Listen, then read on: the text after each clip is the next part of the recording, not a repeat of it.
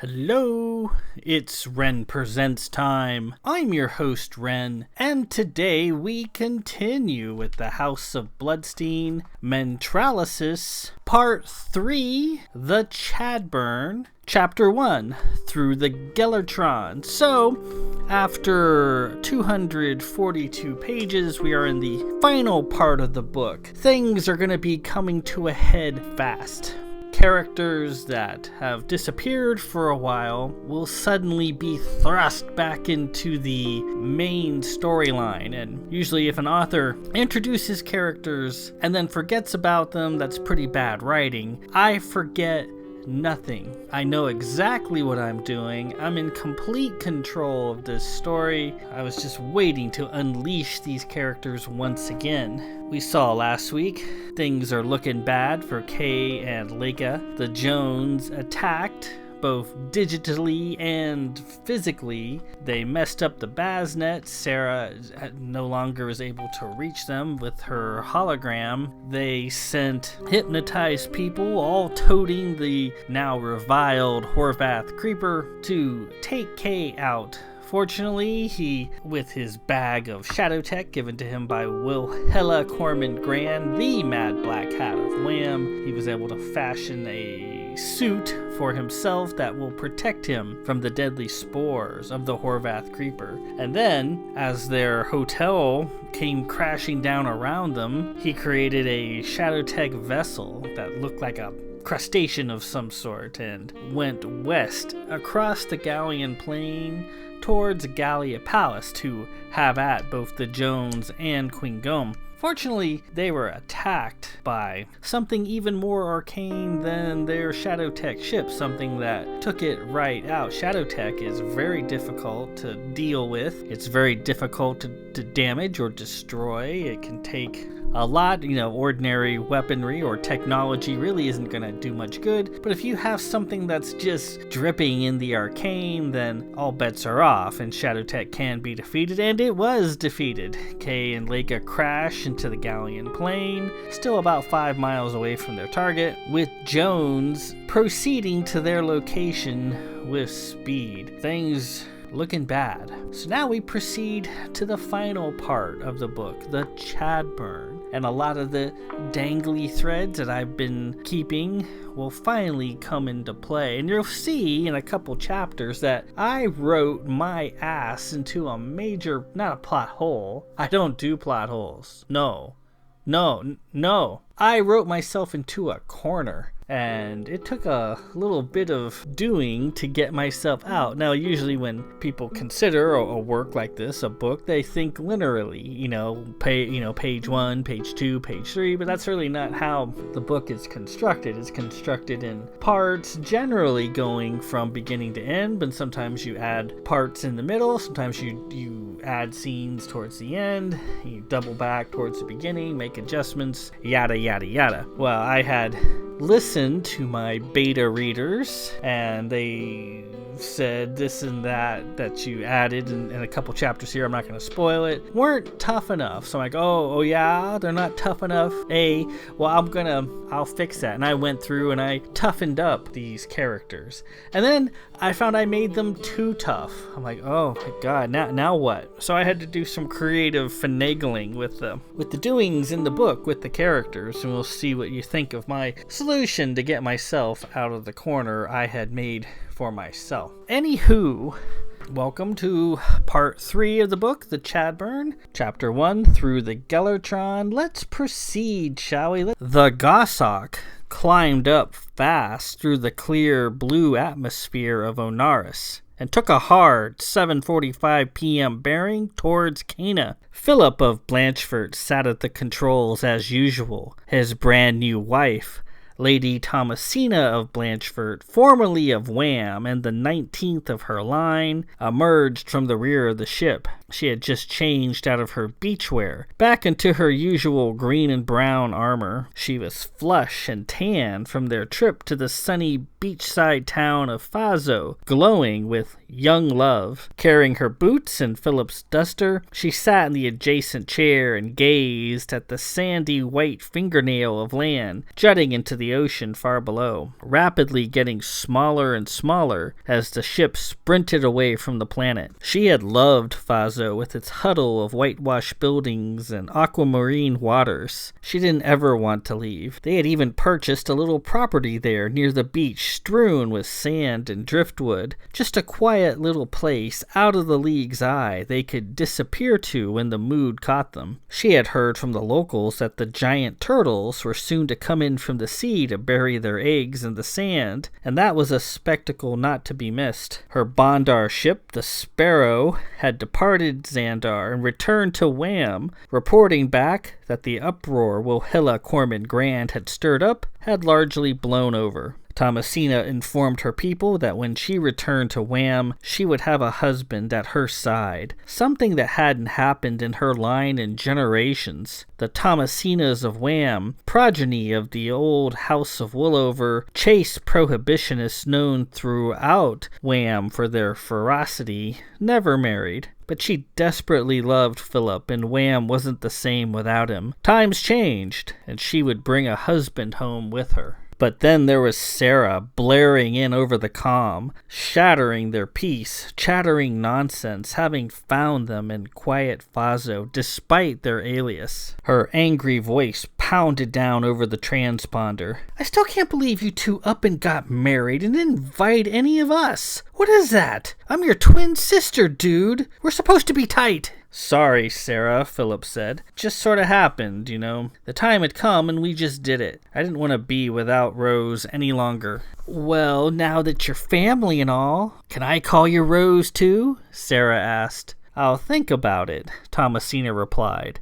"And if it's any consolation for you, Sarah, we raised a toast in your honor. Honestly, it's not like we haven't been married in spirit for some time now anyway. This trip just made it official." "Thanks," Sarah said. "It's probably just as well that you did.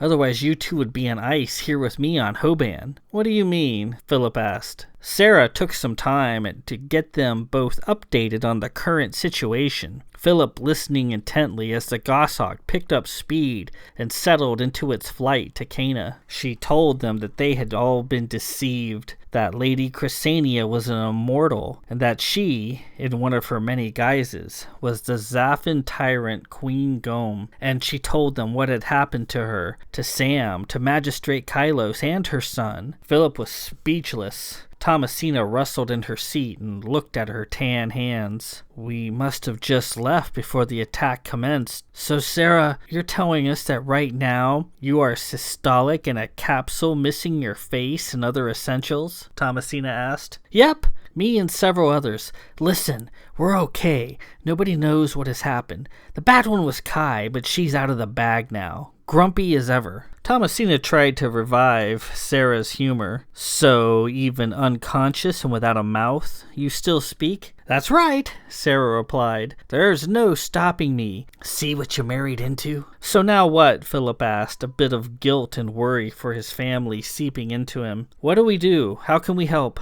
"Kay needs us bad. He's down there on Baz with the Jones all over him." "And he's alone?" Thomasina asked. "No, he's got a Hytath warrior named Leica with him." "A Hytath warrior?" Phillip sputtered. "Yeah, it's a long story." "Is he safe alone with a Hytath warrior?" "Not really, no. And you want to know why? You want to know why? She's giving him a big head. She totally wants to have sex with him, and she wants to kill me too. Go figure. I've let her know on repeated occasions that Sam isn't going to be having any of this lovesick stuff when she's out of the capsule. Hytath's pretty annoyed with me. Says she's going to wring my neck." "I can't imagine why, Sarah," Thomasina replied. "Very funny. Home is a mess right now. It's okay. The Hospitallers are there and they're attending to our staff. Though my library is half destroyed and I'm really pissed about it. So here is my main issue. The Jones have me locked out of the Baznet, so I'm not much good over there right now. And you're telling us that you're some sort of networking adept in your sleep? Thomasina asked. The lights in the cabin went out for a moment. The HOM scanners came on, and the AirNet cone jumped up all at once. Yeah, Sarah said. The word is ultra. I'm an ultra in my sleep. So here's the deal. We got taken for a ride. Queen Gome was after the machine all along, and she played us for a bunch of chumps. All that Perlimum stuff she had us doing, all the running around and the stealing of our various body parts, was all to get her bloody hands on the machine. But how did she know we had it? It's a long story, Kay, and I'll tell you later. Weren't you aware going in that Lady Chrysania wasn't being fully truthful with you? Thomasina asked. Well, yeah, but we thought she was lying to cover up something embarrassing or to do some social maneuvering, stuff like that. We didn't know she was out gunning for the machine the whole time, and she just about killed the lot of us while you two were off rolling around in the sand. And by the way, Lady Chrysania is innocent. It's Gome who's the problem. She's some sort of split personality or something. It's complicated. Thomasina grappled with her feelings of guilt. You seem to have all the answers, Sarah. We are with you now. What is our next step? Sarah paused. I'm thinking we talk to Kai. Magistrate Kilos? Why? Phillip asked. Sarah sounded giddy over the transponder. Just a minute. Let me get her. You'll see. Phillip and Thomasina listened to static for a minute or two until a wary, gruff female voice filtered through. Hello? Is that you, Kai? Phillip asked. Yeah, it's me, she replied over the transponder. They heard a hazy bout of static mixed with nebulous background noises. They heard the creaking of a chair and the occasional hints of shuffling movement. Are you all right? Phillip asked. Sure. I'm just sitting here in the creepy room watching the Hospitallers do whatever it is they're doing. Hey, congrats on your nuptials. You got a good man, Thomasina. Sarah jumped in. Phillip, I grabbed Kai here because she might be able to help us out. She had a pretty saucy gaming session while you were hiding out in Fazo. She's the one who figured out where you two were and what alias you were using. That's how I fingered you. So I thought I'd ask her to join us and let us know if she has any additional info to provide to get us pointed in the right direction. So Kai, not to put you on the spot or nothing, but you got anything? Static. They heard the sounds of her chair creaking, as if Kai were rustling in her seat. Not really sure what you're hoping for, Sarah, she finally said. I told you everything. Just whatever comes into your head. Any detail, no matter how small, could be a big help. Kay's counting on us. Well... She sighed and took a drink of something. They could hear her take a sip and swallow over the cone. She mumbled something that they could just barely hear. Damn, my head hurts. She cleared her voice and spoke up. Kay isn't going to be on Baz, I can tell you that much. So forget about Baz. The Jones are going to get him and take him someplace off-world. Where? Phillip asked. Can you tell us where? No. Well, I don't know. I remember something about a yellow sky. Kay's there, and he was wearing a weird-looking black suit, like a spacesuit covered in bones. What? Don't ask me. I don't know. That's what he was wearing. It sort of looked like that suit the dead guy from Mare was wearing, only creepier. Kai paused. Wait. Something about plants. Plants with a big white flower. Kay's afraid of them. The pollen or the spores or whatever. So he's wearing the suit to breathe easy. The Horvath Creeper? Is that what you mean? Sarah asked. Sure, I guess. The Horvath Creeper will kill his gifts. He has good cause to be wary of them. Anything else? Phillip asked. There was a long, scratchy pause. Kai? Her voice was tentative. Something about a dial mounted on a podium. A what? Sarah asked.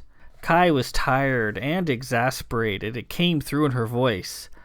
I don't know. It's one of those dials they used to have on old ships that told engineering how fast the helm wanted the ship to go.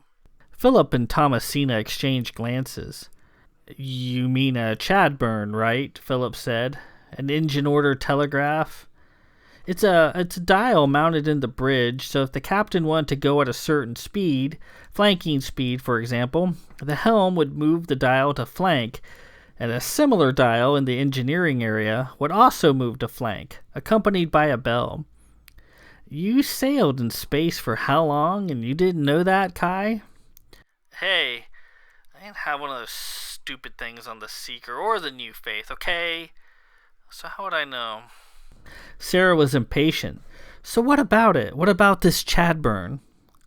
Lady Chrysania was hiding it from Sam, and it wasn't the happy, smiling Sam we all know. It was a rotten, blaring, intense Sam. From what Sarah's told me, Queen Gome was wearing Sam's face, so that was Gome I was seeing. Yeah. I can't tell you how creepy that was. Anyway, Chrysania was hiding the dial from Queen Gome. It was made from enameled brass. I think the face was ivory and the lettering sepia. Had a fancy brass handle with a bunch of dial settings. The setting I remember most was shutdown. Where did she hide it? Phillip asked. Kai thought for a silent moment. She hid it in various places. I must have dreamed about her hiding it several times. The first time she hid it in the beachside church where you two got married. The next couple of times I saw her hiding it in a pile of treasure. I caught a glimpse of it stashed in a massive hoard of treasure. It looked like, I don't know, it looked sort of out of place there to me. Why do you think this Chadburn is important? Thomasina asked. Got me. All I know is Lady Chrysania was desperate to keep it hidden from Queen Gome. That's what I got. Sarah piped in. I think I know why it's important. I'm pretty certain from the reading I've been doing that the Chadburn Kai dreamt of is the control column for Queen Gome's bower chest. Before you say anything, Phillip, bower chests exist, and Queen Gome's got her most prized possession stashed inside of it. There's no way Kay can stand up against an ancient bower chest loaded with arcane treasure.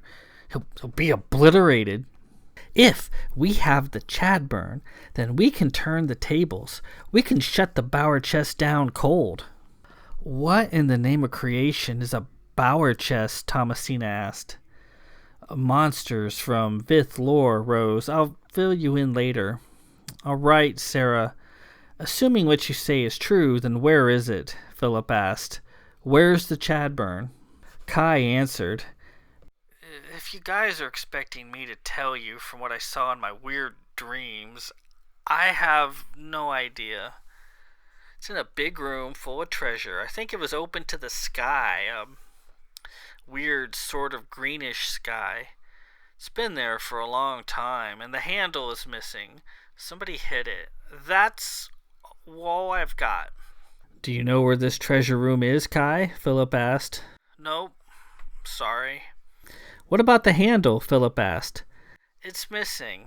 After that, I got nothing. Sarah laughed. Okay, Kai, thanks. I guess we'll have to figure out plan B or something. We'll put our noses to the ground and... I've got a better idea, Kai said. Why don't you guys hook me back up and get one of those game sessions going again? Maybe I'll dream up more of that secret treasure room. Maybe I'll be able to tell you where it is. No, Kai, Sarah said.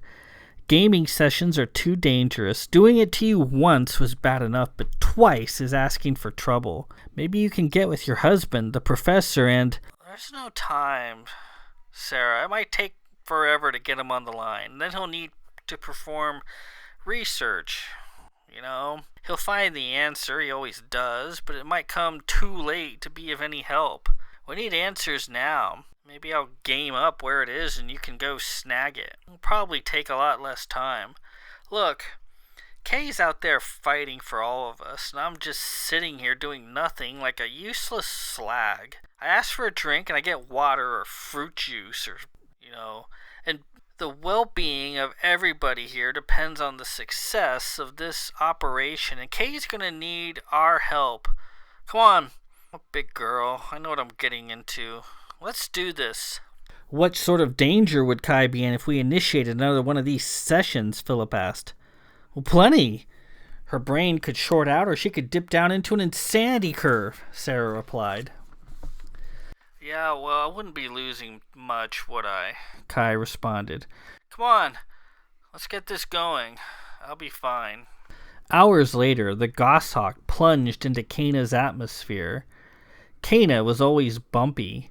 Phillip gripped the sticks hard, his new bride Thomasina sitting back to watch him fly. During the trip to Kana, they'd been in touch with Inez and Bethriel of Moan, who were overseeing the care of the staff at Castle Blanchford. They said the staff were fine. Many were returning to the castle from the trip to Bern that Sarah had sent them on. The Jones hypnosis had, thankfully, worn off. Of those who had been hypered by the Jones, most had been treated and freed from the condition. They were back on their feet and had no idea what had happened to them, which was a blessing. A few, however, were too damaged to be treated locally, so they had been ripcard to Minns for IU care. Inez added that his own wife, Lady Telerin, had personally flown the staff to Minns. Under the Hospitaler's care in Minns, the staff were recovering. Additionally, the heads of staff, with the exception of Lady Andorra, had returned to oversee the castle, along with Lady Poe and her husband. Captain Davidge and Countess Agillis, along with Kay's sister Hathaline and his brother Mazer, were still out of the league, with a small armada investigating the newly rediscovered world of Ing. Kay's sister, Lady Kilos, was in Xenon, attending an Endurocon ball that was not scheduled to end officially anytime soon. The castle seemed to be safe enough, though soon Lady Poe would be calming, demanding to know what had happened. As the goshawk plunged into the clouds and Phillip vectored in, Sarah's voice came through. Okay, the gaming session's over and Kai's in the IU having her vitals checked. How is she, Sarah? Seems to be good. We only gamed her up for about 20 minutes. Rawl thought that would be a safe amount of time. We'll know more when she comes out of the IU. Keep us informed. Did we learn anything useful, Sarah? Thomasina asked. Did we ever? Phillip, set a vector for Castle Bloodstein right away. Phillip set his course and veered to the north over the hard, mountain-tattooed landscape of Vithland. Our course is set. I'll have to get clearance. Clearance? Don't bother. Kai said it's empty except for Queen Gome's demons, who probably won't be answering your comm. Demons? Yep. Remember Kay saw one of them in the woods. The Manx. They're creepy servants of Queen Gome. Kai doesn't think there are any Manx on the surface, but they're all underground. Phillip brought the goshawk down through the cold air, high over Vithland and its fierce mountains, studded with corniced cliffs. So, Sarah, what will we be doing at Castle Bloodstein? Thomasina asked. What's our objective? Without missing a beat, Sarah replied, We're after the Chadburn. According to Kai's gaming session, the Chadburn is the controller of Queen Gome's Bower Chest monster, just like we figured. With the Chadburn, you can turn the Bower Chest off. She set it to auto-run centuries ago and then removed it so the Bower Chest couldn't be manually shut down by hostile forces. Kai said Gome was gonna melt the Chadburn down once and for all, but it got stolen before she had the chance. So that's our objective. We get the Chadburn, we reinstall it, and then we shut the bugger down cold. And to get the Chadburn, we're gonna have to enter Queen Gome's Gellertron. Her what? Sarah was giddy as she spoke. Okay, get ready for a shock. Aside from being immortal, Queen Gome's a Geller. A Geller, Thomasina said. An enchantress? We used to have those in Wham before the Black Hats came. Don't steal my thunder, Thomasina, Sarah cried. A Geller is way cooler than a boring enchantress. Gellers can do all this weird stuff. She can control the weather, she can control animals and people's mind if they're not Vith. And the cool thing of it is, anybody can be a Geller.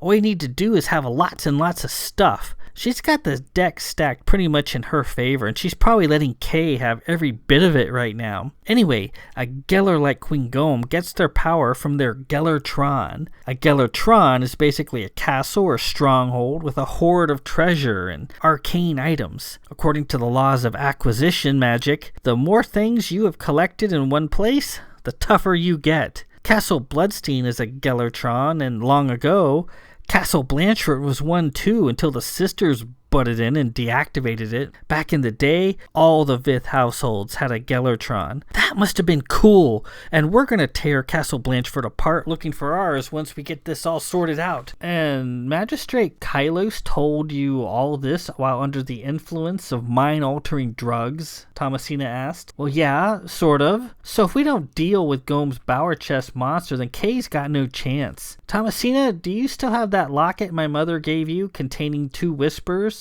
Yes, I have it in my baggage. Get them out. You're gonna need them. Thomasina headed into their cabin in the rear of the ship. Ahead, the gray domain of Five Finger Mountain came up fast in a cobwebbing of haze and thick mottled snow. The black wart of Castle Bloodstein nestled at its center. Far to the east was the gray frozen line of Xandar Bay. The goshawk shuddered a bit in the thickening air. There it is, Phillip said. Set down in the central courtyard, Sarah said. Phillip slowed the goshawk as Thomasina returned from their cabin. She wore a silver locket given to her as a gift by Lady Poe. She clipped a furry white cloak to her back and pulled on a pair of thick gloves. Phillip slowly brought the goshawk down.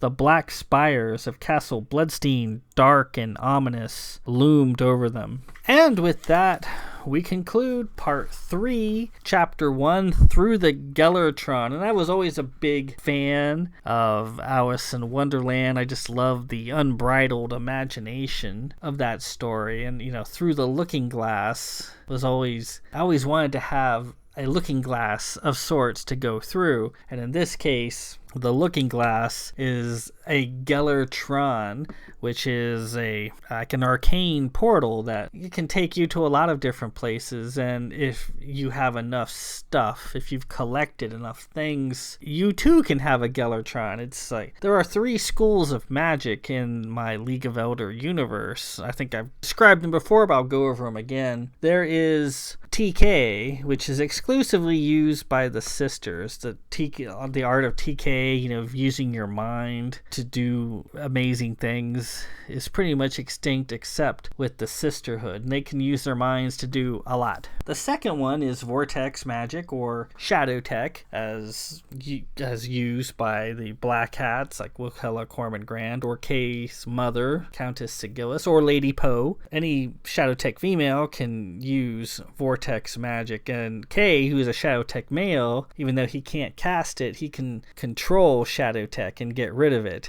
to some extent. And then the final one is Geller magic, and Geller magic, you don't have to really have any qualifications other than maybe being filthy rich. The more stuff you accumulate, the more powerful a Geller you are. And back in the old days, in the splendor of the Vith, back in the late EX epoch, all the Vith were very powerful, and their power rivaled that of the sisters, and they all had enough stuff that they were all Gellers, and they could control the weather, and they could control people's minds, and they could animate the inanimate, and so forth. And the sisters, we can't have all these Vith being this tough. We're gonna have to put the foot down on this. And the sisters sort of slide the magic out of the Vith, and over time they forgot about their Geller status. They forgot about their Bower Chest, or they hid them into a place that the sisters have never set foot, and over time forgot about them. So most of the Bower Chests are gone. Castle Blanchford had a Bower Chest, and it's one of the weirdest, funkiest things I've ever created. It's called the Volpex. It's basically a